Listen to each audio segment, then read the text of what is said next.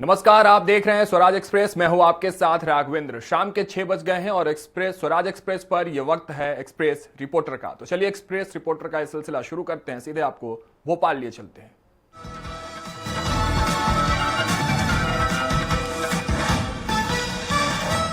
कांग्रेस की तरफ से शुरू हो रही जय बापू जय भीम जय संविधान यात्रा के काउंटर में जुटी भारतीय जनता पार्टी अनुसूचित जाति मोर्चे की बुलाई बैठक। सभी जिलों में कार्यकर्ताओं को जुटने के लिए मिले निर्देश। 27 जनवरी से शुरू हो रही कांग्रेस पार्टी की जय भीम जय संविधान यात्रा को लेकर भारतीय जनता पार्टी काउंटर करने के मूड में है और यही कारण है कि भारतीय जनता पार्टी की ओर से सभी मोर्चों को और सभी प्रकोष्ठों को अलर्ट कर दिया गया है। भारतीय जनता पार्टी की ओर से प्रदेश कार्यालय में एक बैठक भी आयोजित की गई। अनुसूचित जाति मोर्चे की इस बैठक में सभी पदाधिकारियों को अलर्ट किया गया है कि वो अपने क्षेत्रों में तैयार रहें और जिस प्रकार से कांग्रेस पार्टी यात्रा निकाल रही है तो उसके दुष्प्रचार को खत्म करने के लिए भारतीय जनता पार्टी के पदाधिकारी घर घर संपर्क करें। भारतीय जनता पार्टी ने अपने अनुसूचित जाति मोर्चे के पदाधिकारियों को सख्त निर्देश दिया है कि वो घर घर दस्तक दें। खासकर अनुसूचित जाति मोर्चा वर्ग के लोगों के यहाँ जरूर जाएं और उनको बताएं कि कांग्रेस पार्टी के इस आरोप में कोई तथ्य नहीं है। कांग्रेस यात्रा से पहले भारतीय जनता पार्टी प्रदेश में सभी जगह ये बताना चाहती है कि जो कांग्रेस पार्टी यात्रा निकाल रही है उस यात्रा का कोई मतलब नहीं, क्योंकि संविधान की रक्षा अगर कोई करता है तो वो है भारतीय जनता पार्टी और भारतीय जनता पार्टी की सरकार। भोपाल से एक्सप्रेस रिपोर्टर के लिए संदीप मिश्रा। इंदौर के गोपाल मंदिर में हुए शादी समारोह के बाद उठे विवाद के बाद इंदौर कलेक्टर द्वारा पूरे ही मामले की जांच के आदेश दिए गए हैं। इंदौर के प्रसिद्ध गोपाल मंदिर में आयोजित एक शादी समारोह को लेकर विवाद उठ गया है। यह मामला तब सुर्खियों में आया जब आरोप लगे कि मंदिर परिसर में धार्मिक मान्यता और नियमों का उल्लंघन किया गया है। विवाद की गंभीरता को देखते हुए संभाग आयुक्त के निर्देश पर कलेक्टर ने अपर कलेक्टर को मामले की जाँच सौंप दी है। कलेक्टर ने स्पष्ट किया है कि इस पूरे प्रकरण में यदि किसी भी तरह का दोष पाया जाता है तो दोषियों के खिलाफ उचित कार्रवाई की जाएगी।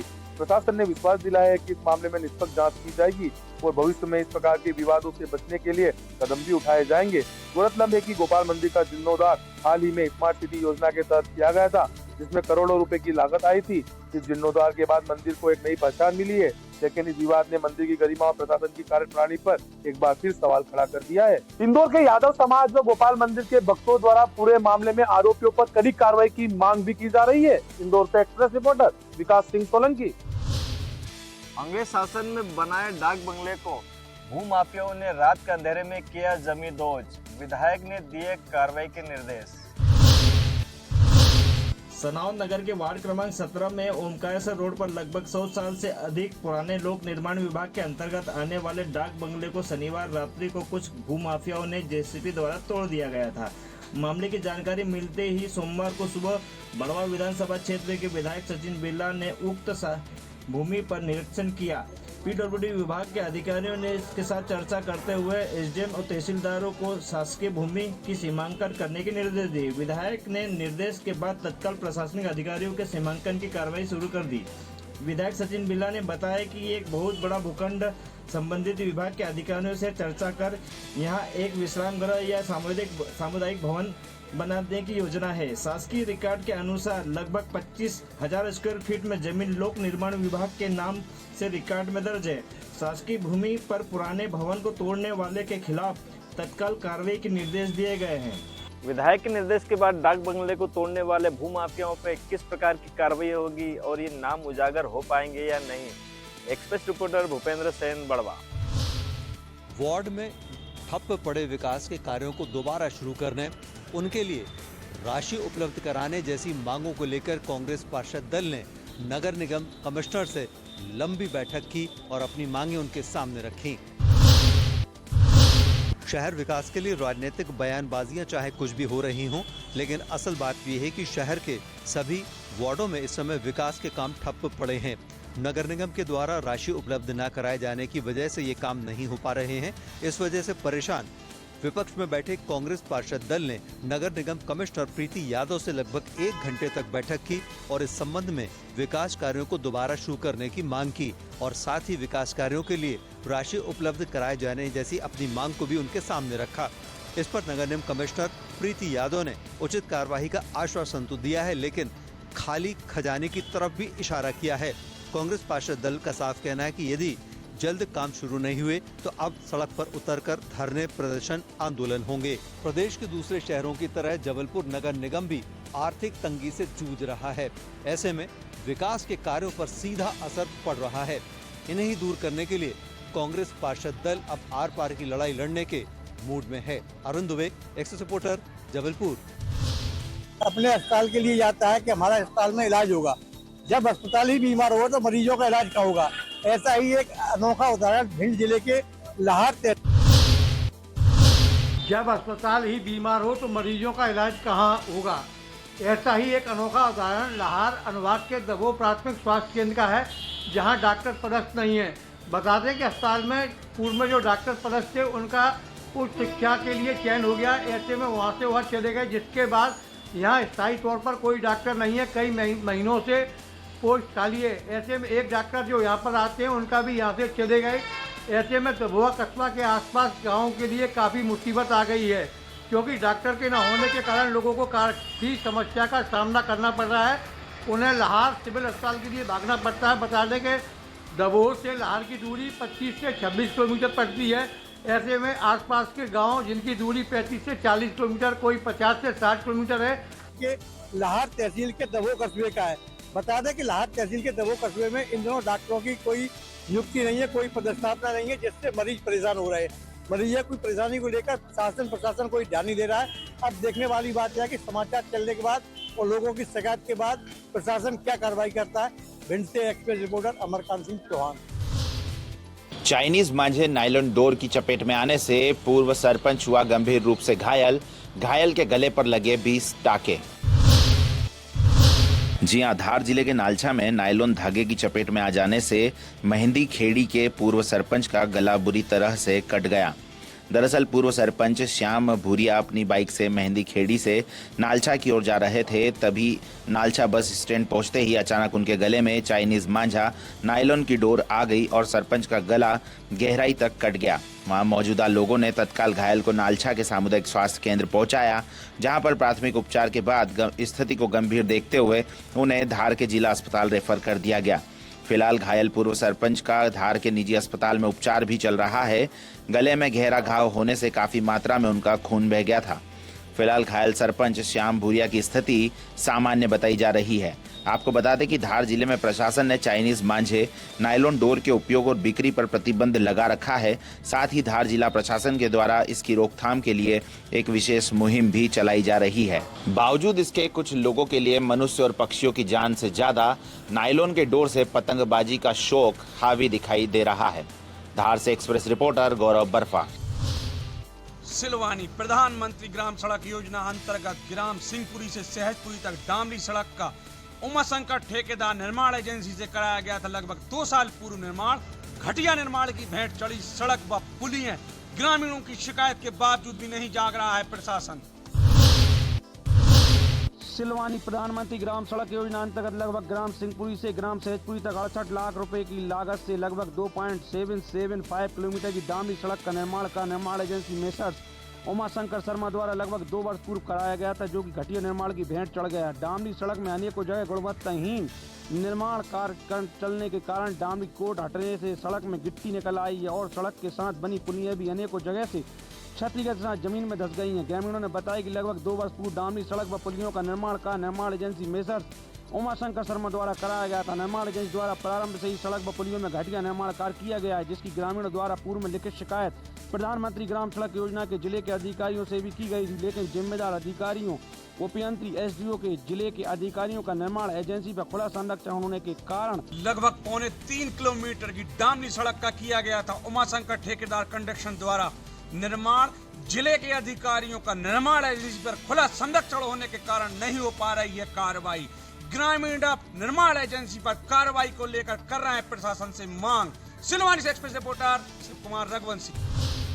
भोपाल के 36 और रायसेन के 25 गांव में घर घर पानी पहुंचाने के लिए 100 करोड़ की लागत से हलाली जलवर्धन योजना का निर्माण कार्य शुरू हुआ था, जिसे जून 2024 में पूरा करना था, मगर अब तक काम पूरा नहीं हो पाया है।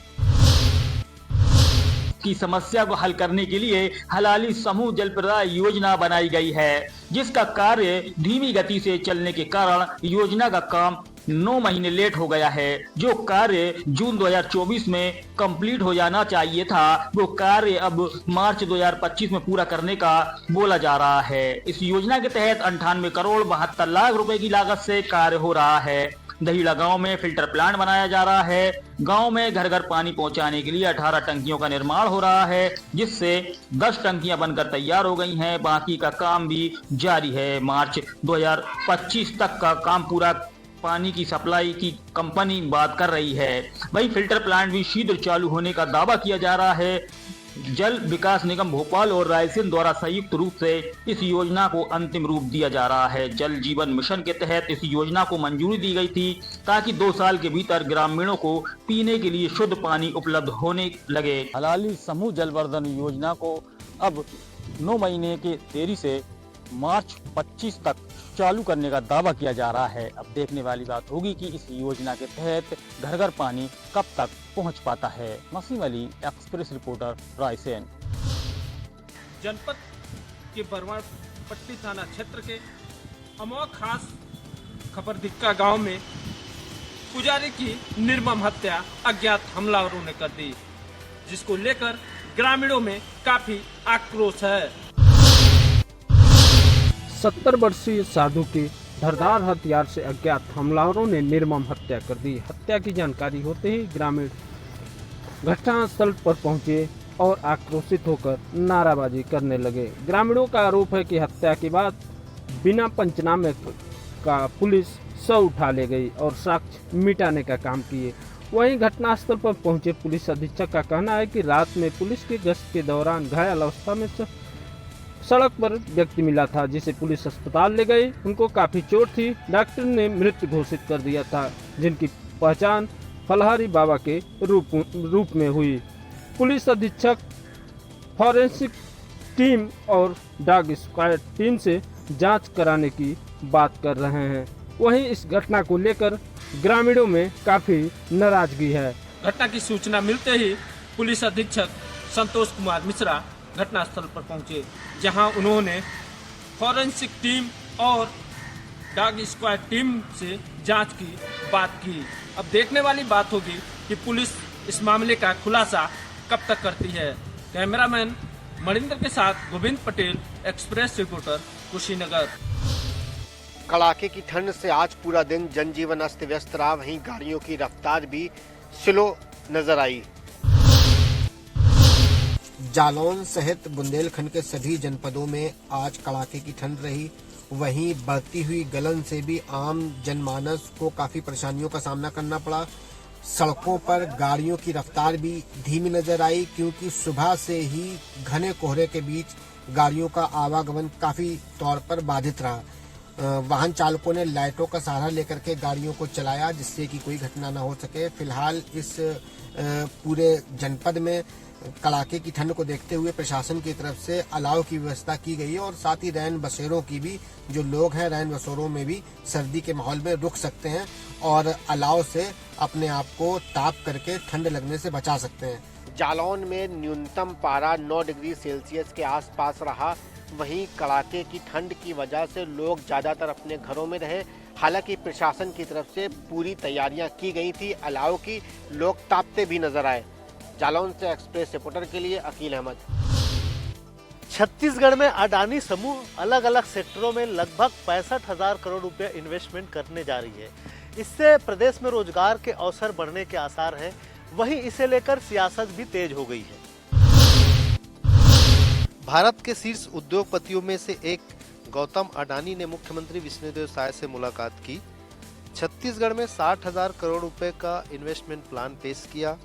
बिजली संयंत्रों का विस्तार करना चाहता है अडानी समूह, ताकि देश की जरूरतों को पूरा किया जा सके। अडानी समूह का रायपुर, कोरबा, रायगढ़ के बिजली संयंत्रों में विकास के लिए 60,000 करोड़ रुपया निवेश करने का प्लान है। छत्तीसगढ़ के कुल बिजली उत्पादन में 6,120 मेगावाट और बढ़ जाएगी। गौतम अडानी ने सीमेंट के विस्तार के लिए भी 5,000 करोड़ रुपया निवेश करने की बात कही है। वहीं 10,000 करोड़ रुपया CSR के जरिए शिक्षा, स्वास्थ्य और स्किल डेवलपमेंट के क्षेत्र में खर्च करेंगे। हालांकि अडानी समूह के इन्वेस्टमेंट को लेकर पूर्व सीएम भूपेश बघेल ने सवाल खड़ा किए हैं, लेकिन इन आरोप प्रत्यारोप के बीच अब देखना होगा कि अडानी समूह का निवेश छत्तीसगढ़ के लोगों के लिए कितना फायदेमंद साबित होगा। Express reporter Dilip Sahu, Raipur. मुख्यमंत्री विष्णुदेव साय ने आज कोंडागांव जिले को 300 करोड़ से अधिक की सौगात दी है। इसमें विभिन्न विकास कार्यों का शिलान्यास, लोकार्पण और भूमि पूजन भी उनके द्वारा किया गया है। मुख्यमंत्री विष्णुदेव साय ने आज कोंडागांव में एक बड़े रोड शो भी किया है। इसके साथ ही मंच पर पहुंचकर उन्होंने विभिन्न विकास कार्यों के लोकार्पण, भूमि पूजन और शिलान्यास किया। आज कोंडागांव को सीएम साय ने 300 करोड़ से अधिक की विकास कार्यों का सौगात दिया है। साथ ही मंच के समीप लगे स्टॉल में पहुंचकर उन्होंने सभी विभागों से जुड़े हुए प्रदर्शनी का परीक्षण भी किया। निरीक्षण करते हुए सीएम साय ने हितग्राहियों से चर्चा भी की और उनसे योजनाओं का लाभ किस तरीके से मिल रहा है, योजना का लाभ मिलने में किसी तरह की कोई परेशानियां नहीं आ रही, इस तमाम विषयों को लेकर हितग्राहियों से भी चर्चा की। फिलहाल आज कोंडागांव जिले के लिए यह बड़ा दिन रहा जिसमें करोड़ों का विकास कार्यों की सौगात कोंडागांव के वासियों को मिली है। मुख्यमंत्री विष्णुदेव साय लगातार अनेक जिलों के दौरे कर रहे हैं, वहां पर विकास कार्यों की सौगात देते हुए नजर आए। इसी कड़ी में आज कोंडागांव पहुंचे, यहां पर जिले वासियों को 300 करोड़ से अधिक के विकास कार्यों की सौगात दी है। आज बड़ा दिन कोंडागांव जिले वासियों के लिए रहा है। एक्सप्रेस रिपोर्टर के लिए रायपुर से गोपी कृष्ण साहू। सरगुजा जिले में 5 वर्षीय नाबालिग के साथ दुराचार का एक मामला सामने आया है, जहां आरोपी ने बिस्किट का प्रलोभन देकर नाबालिग को जंगल में ले जाकर दुराचार की वारदात को अंजाम दिया है। मामले में कार्रवाई करते हुए पुलिस ने आरोपी को गिरफ्तार कर लिया है। पूरा मामला सरगुजा जिले के उदयपुर थाना क्षेत्र का है, जहां रहने वाले 22 वर्षीय एक युवक ने 5 वर्षीय नाबालिग को बिस्किट का प्रलोभन देकर जंगल में ले जाकर दुराचार की वारदात को अंजाम दिया है। वहीं पीड़ित नाबालिग ने घर पहुंचकर घटना की जानकारी अपने परिजनों के समक्ष बताई थी, जिसके बाद परिजनों ने उदयपुर थाने में शिकायत दर्ज कराया है। मामले की गंभीरता को देखते हुए उदयपुर पुलिस ने तत्काल आरोपी को गिरफ्तार कर लिया है। वहीं क्षेत्र में हुई इस घटना के बाद क्षेत्र के लोगों में आक्रोश भी देखने को मिल रहा है। फिलहाल पुलिस ने मामले में कार्रवाई करते हुए आरोपी को गिरफ्तार कर लिया है और संबंधित धाराओं के तहत कार्रवाई करते हुए आगे की जांच शुरू कर दी है। एक्सप्रेस रिपोर्टर के लिए अंबिकापुर से संजय रजक की रिपोर्ट। पौष पूर्णिमा के स्नान से आज महाकुंभ की शुरुआत हो चुकी है। आज प्रयागराज के 44 घाट पर करोड़ों श्रद्धालुओं ने संगम में डुबकी लगाई। महाकुंभ में देश के कोने कोने से करोड़ों श्रद्धालुओं ने आज त्रिवेणी संगम में डुबकी लगाया। आज भोर से ही प्रयागराज के घाटों पर भारी भीड़ रही। महाकुंभ आज से शुरू होकर 26 फरवरी तक चलेगा। यह महाकुंभ 144 सालों बाद आया है, जो बेहद खास माना जा रहा है। इस बार महाकुंभ को भव्य, दिव्य, डिजिटल और सुरक्षा के लिए बेहतर बनाने के लिए प्रयास किया गया है, जिसमें विदेशी श्रद्धालु भी बड़ी तादाद में कुंभ में स्नान करने पहुंचे। जानकारी के मुताबिक जर्मनी, ब्राजील, रूस समेत लगभग 20 देशों से भक्त प्रयागराज पहुंचे। विश्व के सबसे बड़े आध्यात्मिक मेले कुंभ में 40 करोड़ से ज्यादा श्रद्धालुओं के आने की उम्मीद है, जिसका आगाज हो चुका है और इसी तरह लगातार श्रद्धालुओं का आने का सिलसिला जारी है। लखनऊ से एक्सप्रेस रिपोर्टर पवन सिंह। पूर्व मुख्यमंत्री और राज्यसभा सांसद दिग्विजय सिंह ने आज विधानसभा के मानसरोवर सभागार में जंगल सत्याग्रह शो का प्रीमियम शो रखा। इसमें कांग्रेस के सभी बड़े नेता और विधायक भी मौजूद रहे। पूर्व मुख्यमंत्री दिग्विजय सिंह ने सोमवार को विधानसभा के सभागार में जंगल सत्याग्रह का प्रीमियम शो रखा। इस शो में 1930 में अंग्रेजों के खिलाफ आदिवासी नायकों के संघर्ष की कहानी को दर्शाया गया है। फिल्म के प्रीमियम शो के लिए मुख्यमंत्री डॉक्टर मोहन यादव और भाजपा प्रदेश अध्यक्ष समेत विधायकों को भी निमंत्रण दिया गया था। इस मौके पर फिल्म जंगल सत्याग्रह को लेकर कहा पूर्व मुख्यमंत्री दिग्विजय सिंह ने कि हम राज्य सरकार से मांग करते हैं कि इस फिल्म को टैक्स फ्री किया जाना चाहिए। साथ ही साथ जंगल सत्याग्रह मध्य प्रदेश का सत्याग्रह है, जहां अंग्रेज आदिवासियों के अधिकार छीन रहे थे। बड़ी संख्या में युवाओं और महिलाओं ने इसके खिलाफ सत्याग्रह किया था और युवाओं को इसके बारे में बताना बहुत जरूरी है। फिल्म को लेकर पूर्व मुख्यमंत्री दिग्विजय सिंह ने इसे टैक्स फ्री करने की भी मांग की। एक्सप्रेस रिपोर्टर के लिए कुमार संदीप, भोपाल।